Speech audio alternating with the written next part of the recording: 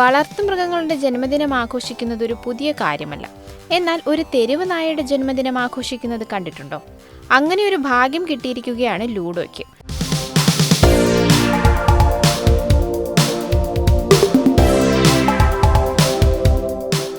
മധ്യപ്രദേശിലെ ദേവാ സിറ്റിയിലെ ഒരു തെരുവ് നായയാണ് ലൂഡോ. തെരുവിൽ ജനിച്ചു വളർന്ന ലൂഡോയ്ക്ക് ആരാധകരും നിരവധിയാണ്.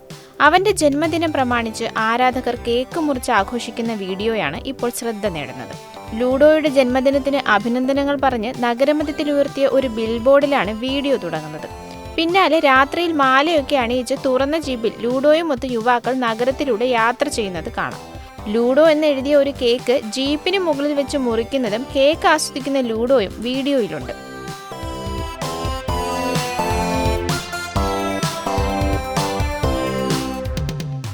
വീഡിയോ വൈറലായതിനു പിന്നാലെ ചിലർ യുവാക്കളെ അഭിനന്ദിച്ച് രംഗത്തെത്തി.